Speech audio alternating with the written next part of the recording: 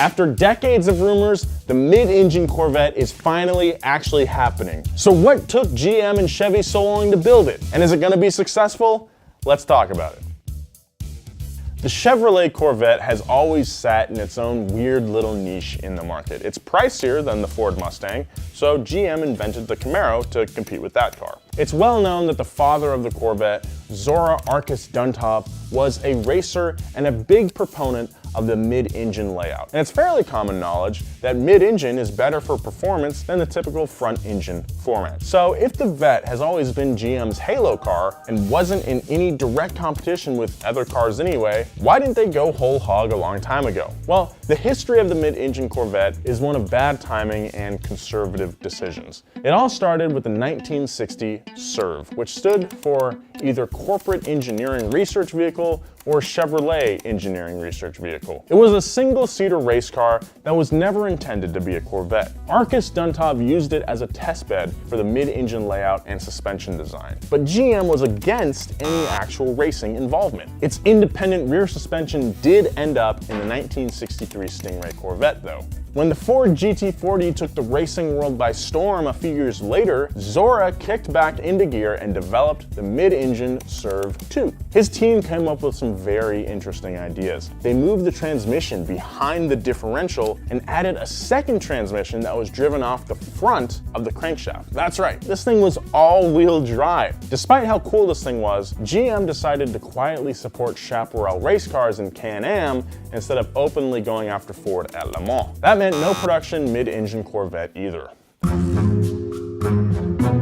Next came the experimental XP880, also called the Astro 2, in 1968. This was the first time anything actually resembling a mid-engine Corvette would show up, and it looked pretty badass. But the two-speed transaxle borrowed from the Pontiac Tempest couldn't handle the huge V8 they put in it. The 1970 New York Auto Show was the debut of the first official mid-engine Corvette concept, the XP882. It had a transversely mounted small block V8 and used an Oldsmobile Toronado transaxle to make it all-wheel drive. What's with this all-wheel drive stuff? Zora Arkus Duntov rushed it to the show so Chevy could have a competitor to 3 other mid-engine cars that were rumored to be going into production. The AMC AMX3, the Mercedes-Benz C111, and the Daytona Pantera. Can't you see I'm easily offended by persistence? One step from last year.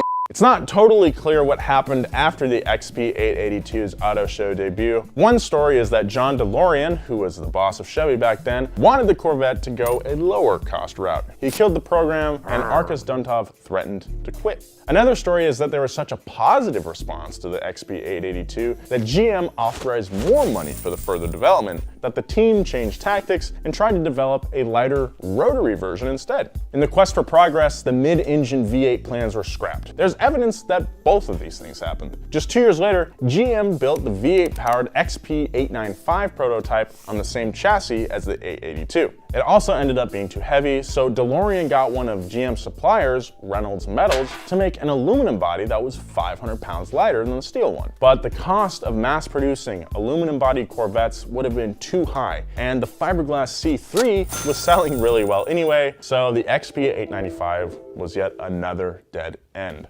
1 year later, a couple of mid-engine rotary prototypes appeared. The first one was the XP897 GT, which debuted in Frankfurt in 1973. It was built on a Porsche 914 chassis, oddly enough. The engine was a 2-rotor Wankel making only 180 horses. Zora thought it was underpowered, no kidding, and didn't like the idea. So Arkus Duntov pulled one of the older prototypes out of storage and reworked it into, get this, a 4-rotor concept for the Paris Auto Show. It had gull-wing doors for some reason, you know, like all concept cars. The interior looked pretty complete, which made people think that the mid-engine Corvette was finally gonna happen this time. But it wasn't the 4-rotor of your glorious sounding dreams like the Mazda 787.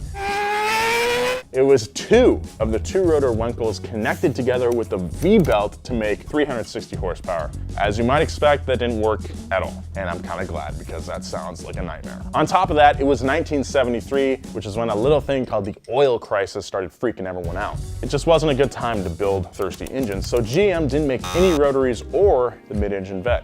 While the rotary idea was good and dead, Zora pulled the Winkles out, threw another V8 in, and renamed the concept the Aerovette. And this was his personal favorite of all the mid-engine Corvette prototypes. Zora retired in 1975, and in 76, the Aerovette was considered the possible future C4. The Datsun 280Z was eating into the aging C3 Corvette sales, and it seemed like it was the right time to finally do it. But the best that we can tell is that GM simply wussed out and kept going with the C3 until 1982. When Zora retired, he told his successor, Dave McClellan, that he just had to make a mid-engine Corvette someday. Another 10 years later went by before they built another mid-engine concept with help from Lotus, the 1986 Corvette Indy. It was a super advanced prototype with all-wheel drive, four-wheel steering, and hydraulic active suspension. It was powered by a twin turbocharged 2.65-liter V8 making over 600 horses.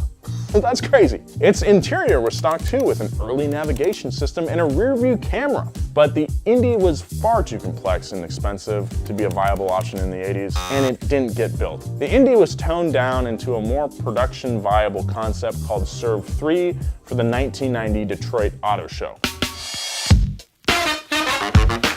This one had a twin turbocharged 5.7 LT5 making 650 horses, but it was estimated to cost $400,000 to produce, which was Porsche 959 and Ferrari F40 money. That wasn't gonna fly at Chevy, obviously. Serve 3 ended up being the final mid-engine Corvette concept we would see. McClellan's replacement, Dave Hill, was another front-engine guy, but he did hire an assistant who was into it, a guy named Taj Wechter. I'm doing my best to pronounce it. He got GM's design department to make up a bunch of mid-engine models for wind tunnel testing. The closest thing to it was the Cadillac CN concept at the Detroit Auto Show in 2002. This thing was in Midnight Club 3, you might remember it, with a huge 7.5-liter Northstar V12 behind the driver. It's sick. After Hill retired, Wechter proposed the mid-engine Corvette to chief engineer Tom Wallace. He loved it. Then the bottom fell out of the economy, hitting the automotive industry really hard. GM was in especially bad shape, and you probably know they had to be bailed out by the government. Corvette development money was canceled completely. It was a terrible time to make a radical change. We're probably lucky the Vette wasn't killed altogether. The fact that it's been a historically profitable and popular car probably saved its life. Thankfully, the market's bounced back a little bit from the financial crisis, and the C7 was a huge hit. The latest Corvette has incredible performance, but it's held back by its front engine layout. It seems like the time for the mid-engine Corvette was finally right, and Chevy debuted the long-awaited car on July 18th, and it looks absolutely wild. I love it.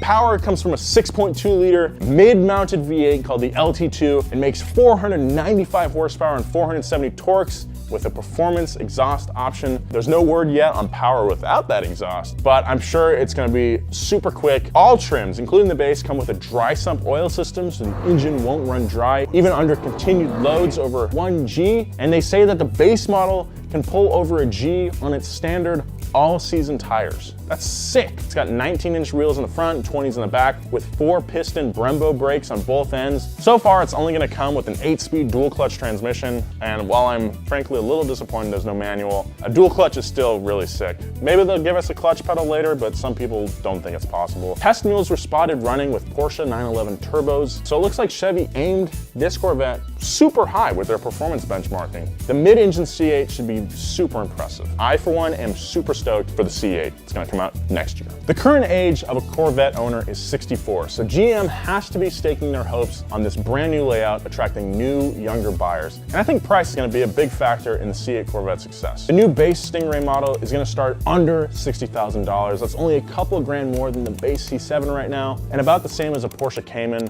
and a lot less than the Audi R8. Faster trim levels are definitely coming, and I can't wait to see how they stack up against McLarens and Ferraris and Lambos. I can't believe that I'm excited for a new Corvette, but it kind of has the stigma of being like your grandpa's car. But with this new mid-engine car, I'm so excited for it. Big thanks to this week's sponsor, Pedal. Credit is really important, especially if you want to buy something big like a house or a motorcycle. The Pedal card is great for anyone new to credit or trying to build credit. Pedal is partnered with WebBank member FDIC, and they issue a real-life Visa credit card. Their variable APRs range from 15.24% to 26.24%, and Pedal's credit limits range anywhere from $500 to $10,000, so you can always keep your credit utilization low. Pedal really wants to help you build your credit. So to reward you, right away they give you 1% cash back on everything you buy, and they'll go up to 1.5% cash back after 12 on-time monthly payments. Pretty easy. Head over to pedalcard.com/wheelhouse for more info and rev up your credit today. Support us by supporting the companies that support our shows. Now, how do I get off this thing? This is the brake, right? Or is this a clutch? Thanks for watching Wheelhouse. Chevy, please give us one to review. Everyone at Donut is super stoked. Check out this episode of Wheelhouse on Corvette versus the Thunderbird, one of our earlier episodes, still really good. Check out this episode of Up to Speed on the Corvette to get another history of the car so far. Hit me up on Instagram at Nolan J. Sykes. Follow Donut at Donut Media. If you like these shirts, we got them. Go to shop.donut.media. Be nice. See you next time.